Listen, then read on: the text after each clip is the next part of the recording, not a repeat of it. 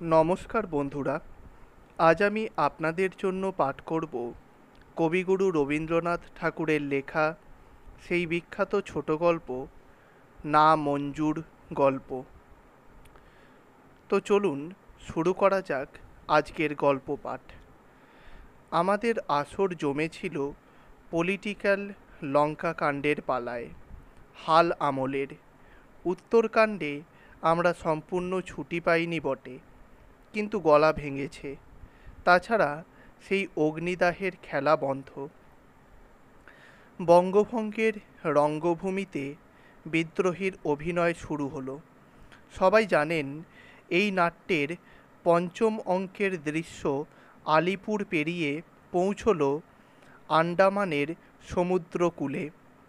পারানির পাথেয় আমার যথেষ্ট ছিল, তবু গ্রহের গুণে এপারের হাজতেই আমার ভোগ সমাপ্তি।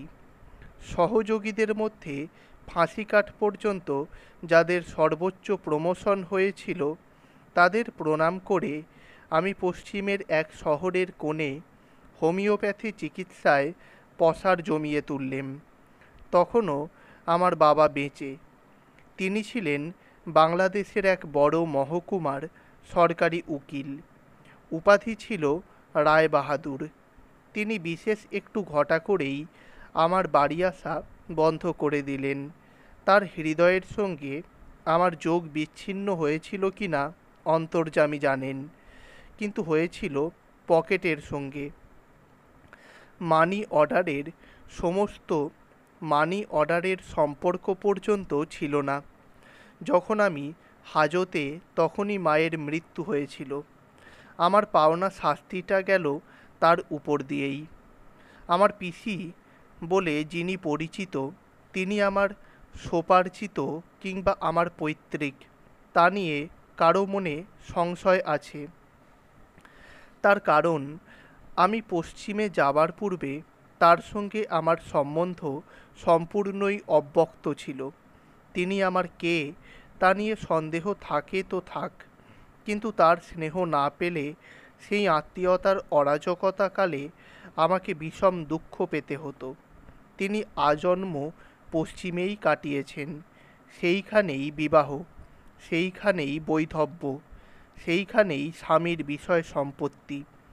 বিধবা তাই নিয়েই বদ্ধ ছিলেন।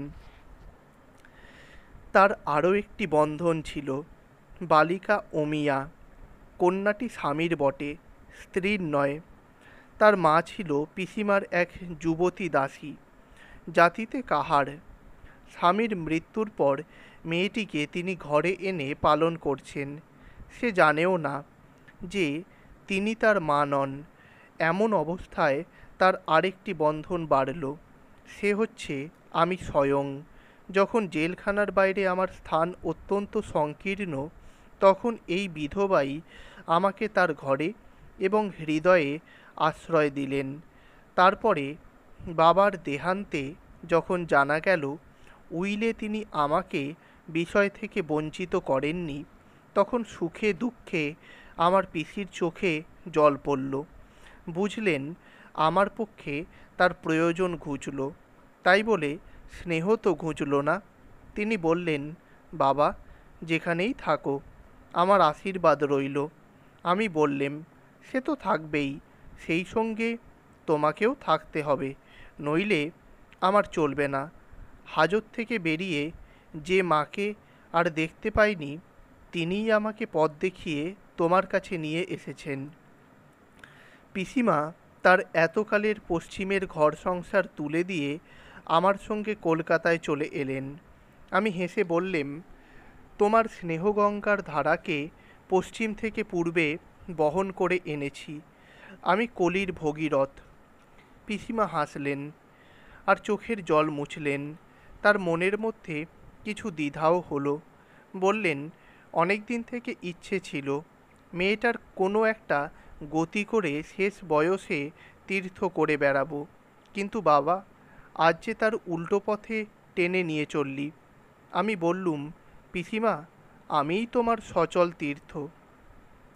যে কোনো ত্যাগের ক্ষেত্রেই তুমি আত্মদান করো না কেন, সেইখানেই তোমার দেবতা আপনি এসে তা গ্রহণ করবেন। তোমার যে পুণ্য আত্মা। সবচেয়ে একটা যুক্তি তার মনে প্রবল হলো। তার আশঙ্কা ছিল স্বভাবতই আমার প্রবৃত্তির ঝোঁকটা আন্ডামানমুখ। অতএব কেউ আমাকে সামলাবার না থাকলে অবশেষে একদিন পুলিশের বাহুবন্ধনে বদ্ধ হবই। তার মতলব ছিল যে কোমল বাহুবন্ধন তার চেয়ে অনেক বেশি কঠিন ও স্থায়ী, আমার জন্য তারই ব্যবস্থা করে দিয়ে তবে তিনি তীর্থ ভ্রমণে বার হবেন। আমার বন্ধন নইলে তার মুক্তি নেই। আমার চরিত্র সম্বন্ধে এইখানে ভুল হিসেব করেছিলেন। কুষ্ঠিতে আমার বন্ধনের গ্রহটি অন্তিমে আমাকে শকুনি গৃহিণীর হাতে সঁপে দিতে নারাজ ছিলেন না, কিন্তু প্রজাপতির হাতে নৈব নৈব চ। কন্যাকর্তারা ত্রুটি করেননি, তাদের সংখ্যাও অজস্র। আমার পৈতৃক সম্পত্তির বিপুল সচ্ছলতার কথা সকলেই জানত। অতএব ইচ্ছে করলে সম্ভবপর শ্বশুরকে দেউলে করে দিয়ে কন্যার সঙ্গে 20-25 হাজার টাকা নহবতে সাহানা বাজিয়ে হাসতে হাসতে আদায় করতে পারতাম, কিন্তু করিনি। আমার ভাবি চরিত লেখক এ কথা যেন স্মরণ রাখেন না যে স্বদেশ সেবায় সংকল্পের কাছে এককালীন আমার এই 20-25 হাজার টাকার ত্যাগ। জমা খরচের অঙ্কটা অদৃশ্য কালিতে লেখা আছে বলে যেন আমার প্রশংসার হিসাব থেকে বাদ না পড়ে। পিতামহ ভীষ্মের সঙ্গে আমার মহৎ চরিত্রের এইখানে মিল আছে। পিসিমা শেষ পর্যন্ত আশা ছাড়েননি। এমন সময়ে ভারতের পলিটিক্যাল আকাশে আমাদের সেই ক্ষাত্রযুগের পরবর্তী যুগের হাওয়া বইল। পূর্বেই বলেছি, এখনকার পালায় আমরা প্রধান নায়ক নই, তবু ফুটলাইটের অনেক পিছনে মাঝে মাঝে নিস্তেজভাবে আমাদের আসা যাওয়া চলছে। এত নিস্তেজ যে পিসিমা আমার সম্বন্ধে নিশ্চিন্তই ছিলেন। আমার জন্য কালীঘাটে সস্তয়ন করবার ইচ্ছে এককালে তার ছিল, কিন্তু ইদানিং আমার ভাগ্য আকাশে লাল পাগড়ির রক্তমেঘ একেবারে অদৃশ্য থাকাতে তার আর খেয়াল রইল না। এইটেই ভুল করলেন। সেদিন পুজোর বাজারে ছিল খদ্দেরের পিকেটিং। নিতান্ত কেবল দর্শকের মতন গিয়েছিলাম। আমার উৎসাহের তাপমাত্রা 98 অঙ্কেরও নিচে ছিল। নাড়িতে বেশি বেগ ছিল না। সেদিন যে আমার কোনো আশঙ্কার কারণ থাকতে পারে সে খবর আমার কুষ্ঠির নক্ষত্র ছাড়া আর সবার কাছে ছিল অগোচর। এমন সময় খদ্দর প্রচারকারিণী কোনো বাঙালি মহিলাকে পুলিশ সার্জেন্ট দিলে ধাক্কা। মুহূর্তের মধ্যেই আমার অহিংস অসহযোগের ভাবখানা প্রবল দুঃসহযোগে পরিণত হইল। সুতরাং অনতি বিলম্বে থানায় হলো আমার গতি। তারপরে যথা নিয়মে হাজতের লালায়িত কবলের থেকে জেলখানার অন্ধকার জঠরদেশে অবতরণ করা গেল। পিসিমাকে বলে গেলেম, এইবার কিছুকালের জন্যে তোমার মুক্তি। আপাতত আমার উপযুক্ত অভিভাবকের অভাব রইল না, অতএব এই সুযোগে তুমি তীর্থ ভ্রমণ করে নাওগে। আমি অমিয়া থাকে কলেজের হোস্টেলে, বাড়িতেও দেখবার শোনবার লোক আছে। অতএব এখন তুমি দেবসেবায় 16 আনা মন দিলে দেব মানব কারো কোনো আপত্তির কথা থাকবে না। জেলখানাকে জেলখানা বলেই গণ্য করে নিয়েছিলেম। সেখানে কোনো রকম দাবি দাওয়া আবদার উৎপাত করিনি। সেখানে সুখ, সম্মান, সৌজন্য, সুহৃদ ও সুখাদ্যের অভাবে অত্যন্ত বেশি বিস্মিত হইনি। কঠোর নিয়মগুলোকে কঠোরভাবেই মেনে নিয়েছিলেম। কোনো রকম আপত্তি করাটাই লজ্জার বিষয় বলে মনে করতেম। মেয়াদ পুরো হবার কিছু পূর্বেই ছুটি পাওয়া গেল। চারিদিকে খুব হাততালি। মনে হলো যেন বাংলাদেশের হাওয়ায় বাজতে লাগলো। Anchor, excellent. মনটা খারাপ হলো। ভাবলেম, যে ভুগলো সেই কেবল ভুগলো, আর মিষ্টান্ন মিতরে জনা, রস পেলে দশে মিলে। সেও বেশিক্ষণ নয়, নাট্যমঞ্চের পর্দা পড়ে যায়, আলো নেভে। তারপরে ভোলবার পালা। কেবল বেরি হাত করার দাগ, যার হাড়ে গিয়ে লেগেছে তারই চিরদিন মনে থাকে। পিসিমা এখনো তীর্থে, কোথায় তার ঠিকানাও জানি নে। ইতিমধ্যে পুজোর সময় কাছে এলো। একদিন সকালবেলায় আমার সম্পাদক বন্ধু এসে উপস্থিত। বললেন, ওহে, পুজোর সংখ্যার জন্য একটা লেখা চাই। জিজ্ঞাসা করলেম, কবিতা? আরে না, তোমার জীবন বৃত্তান্ত। সে তো তোমার এক সংখ্যায় ধরবে না। এক সংখ্যায় কেন, ক্রমে ক্রমে বেরোবে। সতীর মৃতদেহ সুদর্শন চক্রে টুকরো টুকরো করে ছড়ানো হয়েছিল। আমার জীবনচরিত সম্পাদকী চক্রে তেমনি টুকরো টুকরো করে সংখ্যায় সংখ্যায় ছড়িয়ে দেবে। এটা আমার পছন্দসই নয়। জীবনী যদি লিখি, গোটা আকারে বের করে দেব। না হয় তোমার জীবনের কোনো একটা বিশেষ ঘটনা লিখে দাও না। কীরকম ঘটনা? তোমার সবচেয়ে কঠোর অভিজ্ঞতা, খুব যাতে ঝাঁঝ। কি হবে লিখে? লোকে জানতে চায় হে, এত কৌতূহল। আচ্ছা বেশ, লিখব। মনে থাকে যেন, সবচেয়ে যেটাতে তোমার কঠোর অভিজ্ঞতা, অর্থাৎ সবচেয়ে যেটাতে দুঃখ পেয়েছি, লোকের তাতেই সবচেয়ে মজা। আচ্ছা বেশ, কিন্তু নামটামগুলো অনেকখানি বানাতে হবে। তা তো হবেই। যেগুলো একেবারে মারাত্মক কথা, তার ইতিহাসের চিহ্ন বদল না করলে বিপদ আছে। আমি সেই রকম মরিয়া গোছের জিনিসই চাই। পেজ প্রতি তোমাকে আগে লেখাটা দেখো, তারপরে দরদস্তুর হবে। কিন্তু আর কাউকে দিতে পারবে না, বলে রাখছি। যিনি যত দর হাঁকুন, আমি তার উপরে। আচ্ছা আচ্ছা, সে হবে। শেষকালটা উঠে যাবার সময় বলে গেলেন, তোমাদের ইনি, বুঝতে পারছো, নাম করব না। ওই যে তোমাদের সাহিত্য ধুরন্ধর, মস্ত লেখক বলে বড়াই। কিন্তু যা বলো, তোমার স্টাইলের কাছে তার স্টাইল যেন ডসনের বুট আর তালতলার চটি। বুঝলেম, আমাকে উপরে চড়িয়ে দেওয়াটা উপলক্ষ মাত্র, তুলনায় ধুরন্ধরকে নামিয়ে দেওয়াটাই লক্ষ্য। এই গেল আমার ভূমিকা। এইবার আমার কঠোর অভিজ্ঞতার কাহিনী। সন্ধ্যা কাগজ যেদিন থেকে পড়তে শুরু, সেদিন থেকেই আহার বিহার সম্বন্ধে আমার কড়া ভোগ। সেটাকে জেলযাত্রার রিহার্সাল বলা হতো। দেহের প্রতি অনাদরের অভ্যাস পাকা হয়ে উঠল। তাই প্রথমবার যখন ঠেললে হাজতে প্রাণপুরুষ বিচলিত হয়নি। তারপর বেরিয়ে এসে নিজের পরে কারো সেবা শুশ্রূষার হস্তক্ষেপ মাত্র বরদাস্ত করিনি। পিসিমা দুঃখ বোধ করতেন। তাকে বলতেম, পিসিমা, স্নেহের মধ্যে মুক্তি, সেবার মধ্যে বন্ধন।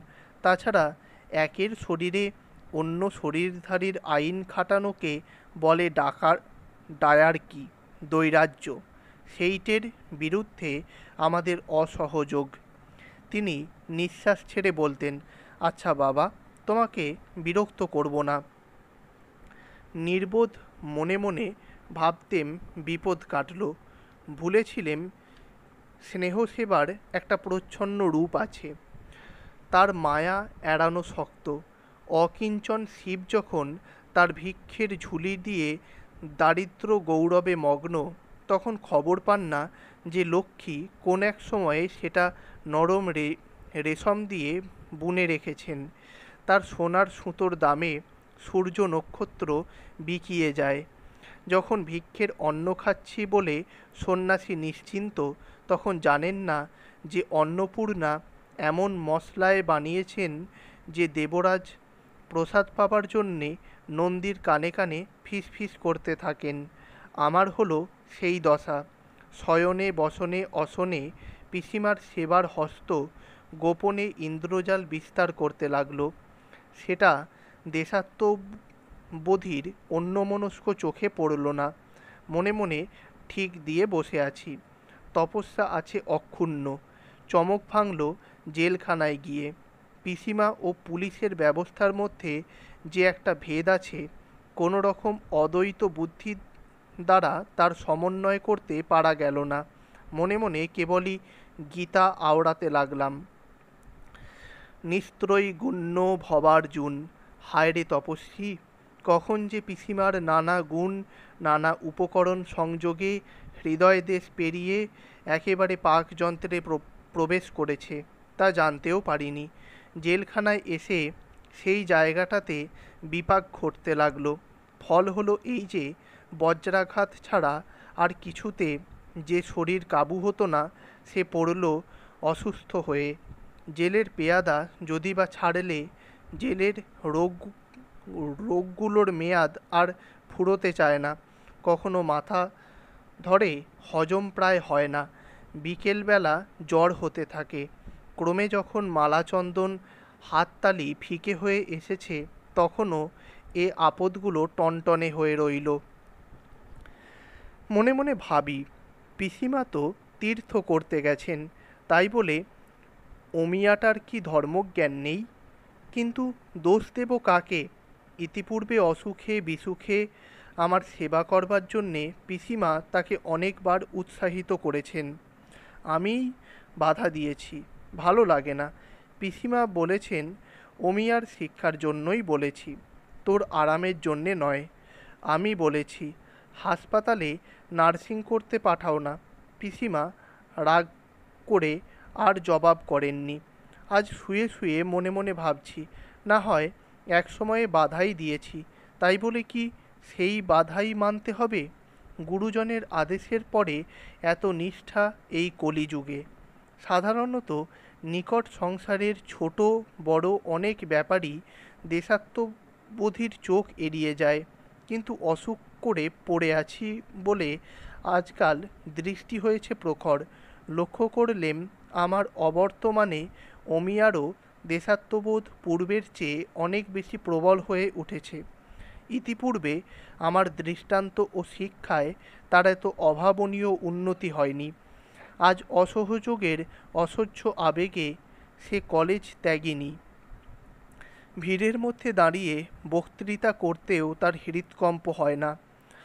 অনাথা সদনের চাঁদার জন্যে পরিচিত লোকের বাড়িতে গিয়েও সে ঝুলি ফিরিয়ে বেড়ায়। এও লক্ষ্য করে দেখলেম, অনিল তার এই কঠিন অধ্যাবসায় দেখে তাকে দেবী বলে ভক্তি করে।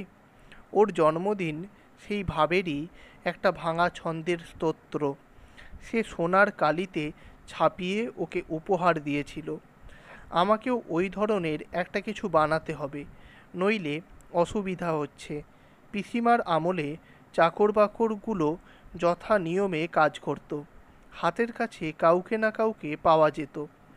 এখন এক গ্লাস জলের দরকার হলে আমার মেদিনীপুরবাসী শ্রীমান জলধরের অকস্মাৎ অভ্যাগমের প্রত্যাশায় চাতকের মতো তাকিয়ে থাকি।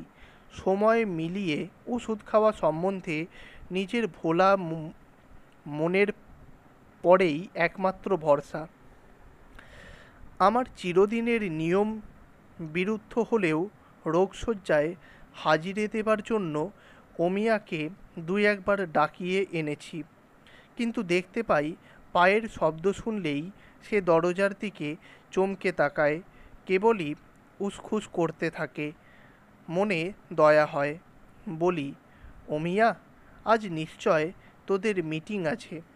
অমিয়া বলে, তা হোক না দাদা, এখনও আর কিছুক্ষণ। আমি বলি, না না, সে কি হয়, কর্তব্য সব আগে। কিন্তু প্রায়ই দেখতে পাই কর্তব্যের অনেক আগেই অনিল এসে উপস্থিত হয়। তাতে অমিয়ার কর্তব্য উৎসাহের পালে যেন দমকা হাওয়া লাগে। আমাকে বড় বেশি কিছু বলতে হয় না। শুধু অনিল নয়, বিদ্যালয় বর্জক আরও অনেক উৎসাহী যুবক আমার বাড়ির একতলায় বিকেলে চা এবং ইন্সপিরেশন গ্রহণ করতে একত্র হয়। তারা সকলেই অমিয়াকে যুগলক্ষ্মী বলে সম্ভাষণ করে। একরকম পদবি আছে, যেমন রায় বাহাদুর, পাট করা চাদরের মতো। যাকেই দেওয়া যায় নির্ভাবনায় কাঁধে ঝুলিয়ে বেড়াতে পারে। আর এক রকম পদবী আছে, যার ভাগ্যে জোটে সে বেচারা নিজেকে পদবীর সঙ্গে মাপসই করবার জন্য অহরহ উৎকণ্ঠিত হয়ে থাকে। স্পষ্টই বুঝলেম অমিয়ার সেই অবস্থা। সর্বদাই অত্যন্ত বেশি উৎসাহ প্রদীপ্ত হয়ে না থাকলে তাকে মানায় না। খেতে শুতে তার সময় না পাওয়াটা বিশেষ সমারোহ করেই ঘটে। এ পাড়ায় ও পাড়ায় খবর পৌঁছয়। কেউ যখন বলে এমন করলে শরীর টিকবে কি করে, সে একটুখানি হাসে। আশ্চর্য সেই হাসি। ভক্তরা বলে আপনি একটু বিশ্রাম করুন গে, একরকম করে কাজটা সেরে নেব। সে তাতে ক্ষুণ্ণ হয়। ক্লান্তি থেকে বাঁচানোই কি বড় কথা? দুঃখ গৌরব থেকে বঞ্চিত করা কি কম বিড়ম্বনা? তার ত্যাগ স্বীকারের ফর্দের মধ্যে আমিও পড়ে গেছি। আমি যে তার এত বড় জেল খাটা দাদা। উল্লাসকর কানাই, বারিন, উপেন্দ্র প্রভৃতির সঙ্গে এক জ্যোতিষ্ক মণ্ডলীতে যার স্থান। গীতার দ্বিতীয় অধ্যায় পার হয়ে তার যে দাদা গীতার শেষ দিকের অধ্যায়ের মুখে অগ্রসর হয়েছে, তাকেও যথোচিত পরিমাণে দেখবার সে সময় পায় না। এত বড় স্যাক্রিফাইস। যেদিন কোনো কারণে তার দলের লোকের অভাব হয়েছে, সেদিন আমিও তার উৎসাহের মৌতাত যোগাবার জন্য বলেছি, অমিয়া ব্যক্তিগত মানুষের সঙ্গে সম্বন্ধ তোর জন্য নয়, তোর জন্যে বর্তমান যুগ। আমার কথাটা সে গম্ভীর মুখে নীরবে মেনে নিয়েছে। জেলে যাওয়ার পর থেকে আমার হাসি অন্তঃশীলা বইছে। যারা আমাকে চেনে না তারা বাইরে থেকে আমাকে খুব গম্ভীর বলেই মনে করে।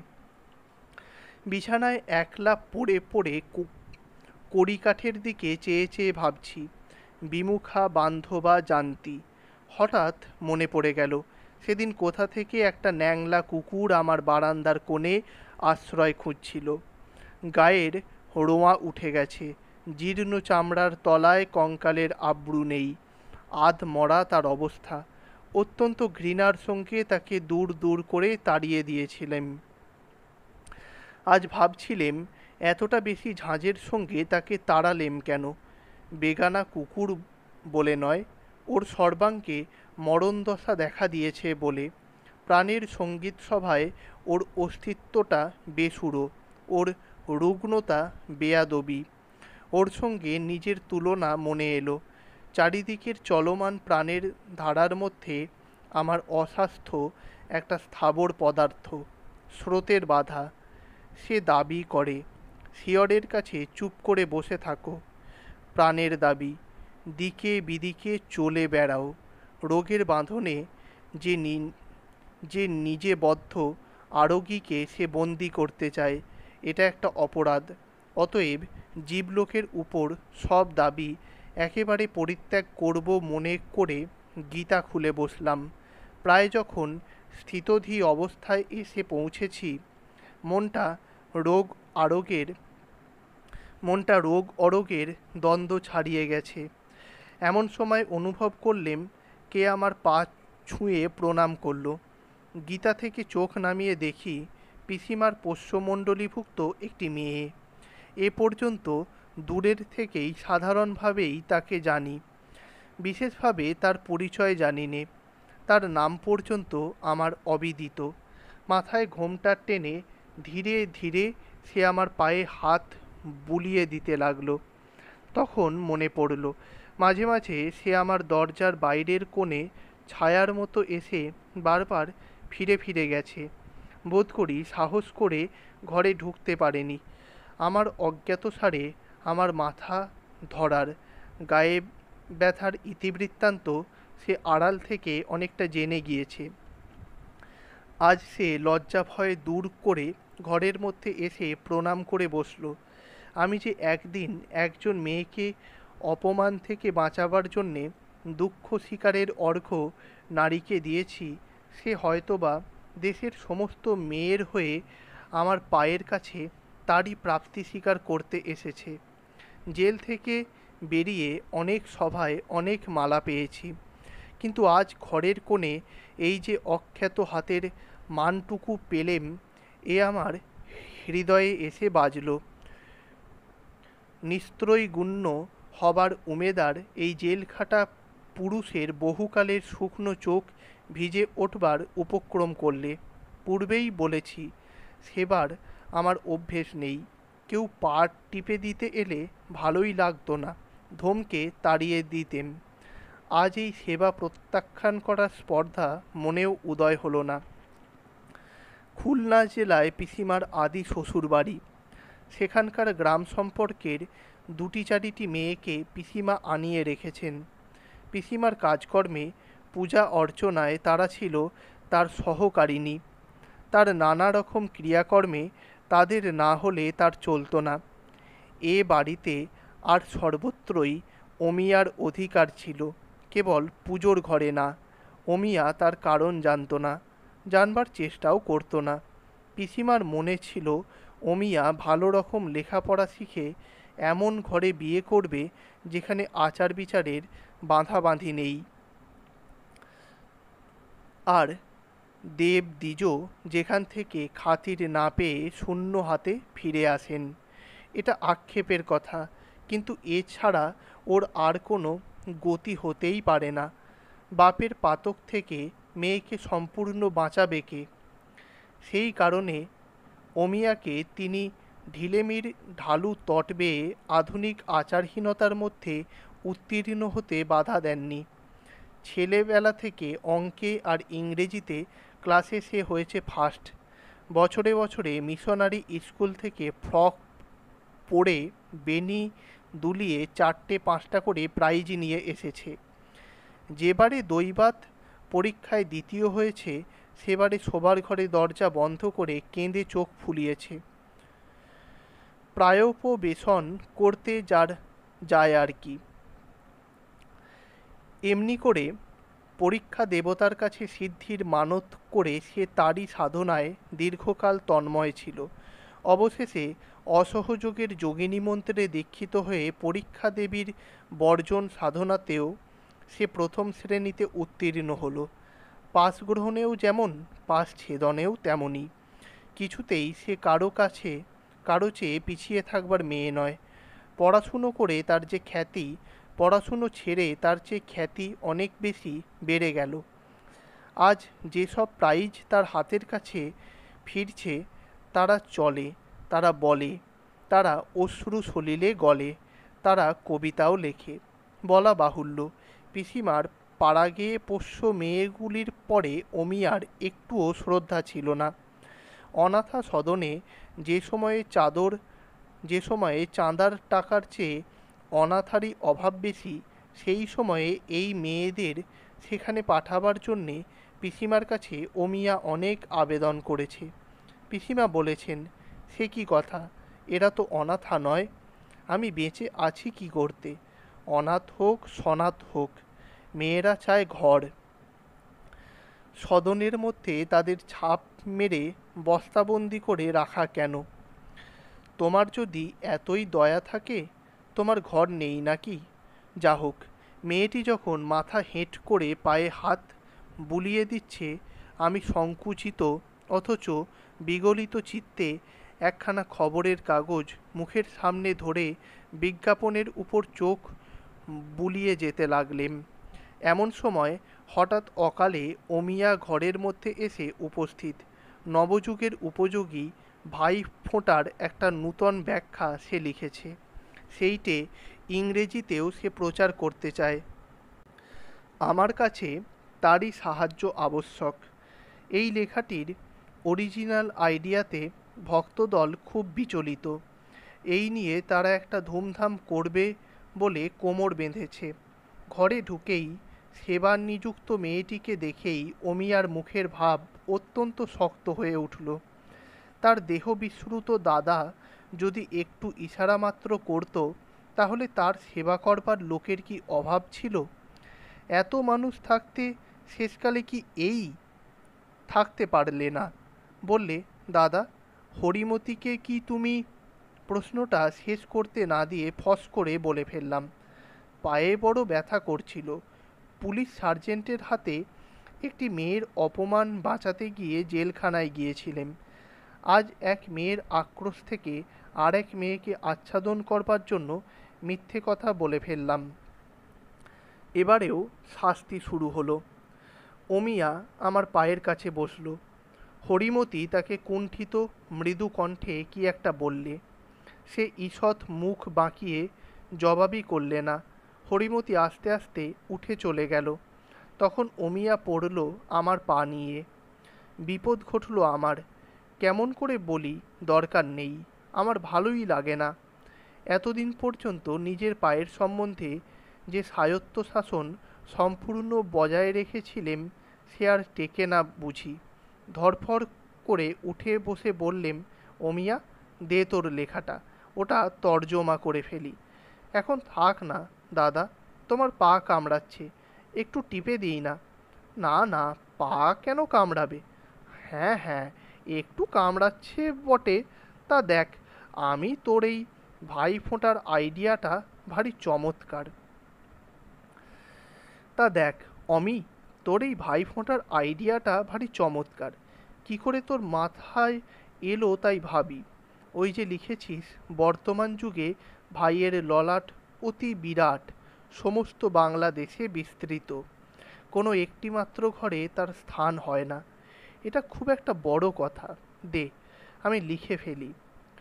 With the advent of the present age, brothers bro, waiting for its auspicious anointment from the sisters of Bengal, has grown immensely beyond the narrowness of domestic privacy, beyond the boundaries and individual home. একটা আইডিয়ার মতো idea পেলে কলম পাগল হয়ে ছোটে। অমিয়ার পা টেপার ঝোঁক একেবারে থেমে গেল। মাথাটা ধরেছিল, লিখতে একটুও গা লাগছিল না। তবু অ্যাসপিরিনের বড়ি গিলে বসে গেলাম। পরদিন দুপুরবেলায় আমার জলধর যখন দিবানিদ্রায় রত, দেউড়িতে দারোয়ানজি তুলসীদাসের রামায়ণ পড়ছে। গলির মোড় থেকে ভালুক নাচওয়ালার ডুগডুগি শোনা যাচ্ছে। বিশ্রাম হারা অমিয়া যখন যুগলক্ষ্মীর কর্তব্য পালনে বেরিয়েছে, এমন সময় দরজার বাইরে নির্জন বারান্দায় একটি ভীরু ছায়া দেখা দিলে। শেষকালে দ্বিধা করতে করতে কখন হঠাৎ এক সময়ে সেই মেয়েটি একটা হাত পাখা নিয়ে আমার মাথার কাছে বসে বাতাস করতে লাগলো। বোঝা গেল কাল অমিয়ার মুখের ভাবখানা দেখে পায়ে হাত দিতে আজ আর সাহস হলো না। এতক্ষণে নববঙ্গের ভাইফোঁটা প্রচারের মিটিং বসেছে, অমিয়া ব্যস্ত থাকবে। তাই ভাবছিলুম ভরসা করে বলে ফেলি, পায়ে বড় ব্যথা করছে। ভাগ্যে বলিনি। মিথ্যে কথাটা মনের মধ্যে যখন ইতস্তত করছে, ঠিক সেই সময়ে অনাথা সদনের ত্রৈমাসিক রিপোর্ট হাতে অমিয়ার প্রবেশ। হরিমতির পাখা দোলনের মধ্যে হঠাৎ চমক লাগলো। তার হৃৎপিণ্ডের চাঞ্চল্য ও মুখশ্রীর বিবর্ণতা আন্দাজ করা শক্ত হলো না। অনাথা সদনের এই সেক্রেটারির ভয়ে তার পাখার গতি খুব মৃদু হয়ে এলো। অমিয়া বিছানার এক ধারে বসে খুব শক্ত সুরে বলল, দেখো দাদা, আমাদের দেশে ঘরে ঘরে কত আশ্রয় হারা মেয়ে বড় বড় পরিবারে প্রতিপালিত হয়ে দিন কাটাচ্ছে, অথচ সেসব ধনী ঘরে তাদের প্রয়োজন একটুও জরুরি নয়। গরিব মেয়ে যারা খেতে বাধ্য, এরা তাদেরই অন্ন অর্জনে বাধা দেয় মাত্র। এরা যদি সাধারণের কাজে লাগে, যেমন আমাদের অনাথা সদনের কাজ, তাহলে বুঝলেম আমাকে উপলক্ষ করে হরিমতির উপরে বক্তৃতার এই শিলাবৃষ্টি। আমি বললেম, অর্থাৎ তুমি চলবে নিজের শখ অনুসারে, আর আশ্রয়হীনারা চলবে তোমার হুকুম অনুসারে। তুমি হবে অনাথা সদনের সেক্রেটারি, আর ওরা হবে অনাথা সদনের সেবাকারিণী। তার চেয়ে নিজেই লাগো সেবার কাজে, বুঝতে পারবে সে কাজ তোমার অসাধ্য। অনাথাদের অতিষ্ঠ করা সহজ, সেবা করা সহজ নয়। দাবি নিজের উপরে করো, অন্যের উপরে করো না। আমার খাত্র স্বভাব, মাঝে মাঝে ভুলে যাই। অক্রোধেন জয়েত ক্রোধম। ফল হলো এই যে অমিয়া পিসিমারি সদস্যদের মধ্য থেকে আরেকটি মেয়েকে এনে হাজির করলে। তার নাম প্রসন্ন। তাকে আমার পায়ের কাছে বসিয়ে দিয়ে বললে, দাদার পায়ে ব্যথা করে, তুমি পা টিপে দাও। সে যথোচিত অধ্যাবসায়ের সঙ্গে আমার পা টিপতে লাগলো। এই হতভাগ্য দাদা এখন কোন মুখে বলে যে তার পায়ে কোনো রকম বিকার হয়নি? কেমন করে জানায় যে এমনতর টেপাটিপি করে কেবলমাত্র তাকে অপদস্থ করা হচ্ছে? মনে মনে বুঝলেম রোগশয্যায় রোগীর আর স্থান হবে না। এর চেয়ে ভালো নববঙ্গের ভাইফোঁটা সমিতির সভাপতি হওয়া। পাখার হাওয়া আস্তে আস্তে থেমে গেল। হরিমতি স্পষ্ট অনুভব করলে অস্ত্রটা তারই উদ্দেশ্যে। এ হচ্ছে প্রসন্নকে দিয়ে হরিমতিকে উৎখাত করা। কণ্টকে নৈব কণ্টকম। একটু পরে পাখাটা মাটিতে রেখে সে উঠে দাঁড়ালো। আমার পায়ের কাছে মাথা ঠেকিয়ে প্রণাম করে আস্তে আস্তে দুই পায়ে হাত বুলিয়ে চলে গেল। আবার আমাকে গীতা খুলতে হলো। তবুও শ্লোকের ফাঁকে ফাঁকে দরজার ফাঁকের দিকে চেয়ে দেখি, কিন্তু সেই একটুখানি ছায়া আর কোথাও দেখা গেল না। তার বদলে প্রসন্ন প্রায়ই আসে। প্রসন্নের দৃষ্টান্তে আরও দুই চারিটি মেয়ে অমিয়ার দেশবিশ্রুত দেশভক্ত দাদার সেবা করবার জন্যে জড়ো হলো।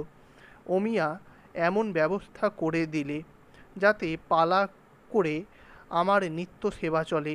এদিকে শোনা গেল হরিমতি একদিন কাউকে কিছু না বলে কলকাতা ছেড়ে তার পাড়াগাঁয়ের বাড়িতে চলে গেছে।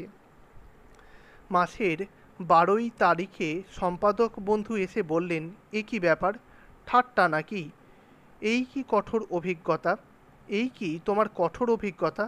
আমি হেসে বললেম, পুজোর বাজারে চলবে নাকি? একেবারেই না, এটা তো অত্যন্তই হালকা রকমের জিনিস। সম্পাদকের দোষ নেই। জেলবাসের পর থেকে আমার অশ্রুজল অন্তঃশিলা বইছে। লোকে বাইরে থেকে আমাকে খুব হালকা প্রকৃতির লোক মনে করে। গল্পটা আমাকে ফেরত দিয়ে গেল। ঠিক সেই মুহূর্তে এলো অনিল। বললে, মুখে বলতে পারবো না, এই চিঠিটা পড়ুন। চিঠিতে অমিয়াকে, তার দেবীকে, যুগলক্ষ্মীকে বিবাহ করবার ইচ্ছে জানিয়েছে। এ কথাও বলেছে অমিয়ার অসম্মতি নেই। তখন অমিয়ার জন্মবৃত্তান্ত তাকে বলতে হলো। সহজে বলতেম না, কিন্তু জানতেম। হীনবর্ণের পরে অনিল শ্রদ্ধাপূর্ণ করুণা প্রকাশ করে থাকে। আমি তাকে বললেম, পূর্বপুরুষের কলঙ্ক জন্মের দ্বারাই স্খলিত হয়ে যায়। এ তো তোমরা অমিয়ার জীবনেই স্পষ্ট দেখতে পাচ্ছ। সে পদ্ম, তাতে পঙ্কের চিহ্ন নেই। নববঙ্গে ভাইফোঁটার সভা তার পরে আর জমল না। ফোঁটা আছে তৈরি, কপাল মেরেছে দৌড়। আর শুনেছি অনিল কলকাতা ছেড়ে কুমিল্লায় স্বরাজ প্রচারের কি একটা কাজ নিয়েছে। অমিয়া কলেজে ভর্তি হবার উদ্যোগে আছে। ইতিমধ্যে পিসিমা তীর্থ থেকে ফিরে আসার পর শুশ্রূষার 7 পাক বেরি থেকে আমার পা দুটো খালাস পেয়েছে। তো বন্ধুরা, আজ এ পর্যন্তই। আপনারা দয়া করে চ্যানেলটি সাবস্ক্রাইব করে পাশের বেল আইকনটি প্রেস করে রাখবেন, যাতে পরবর্তী পর্বগুলি প্রকাশ করবার সাথে সাথেই আমরা আপনাদের কাছে পৌঁছে যেতে পারি। এরপর এই চ্যানেলে আরও নানা উপন্যাস, গল্প, প্রবন্ধ এবং সাহিত্য সম্পর্কিত আরও নানা আলোচনা নিয়ে হাজির হব আপনাদের সামনে। অবশ্যই পাশে থাকবেন। ধন্যবাদ।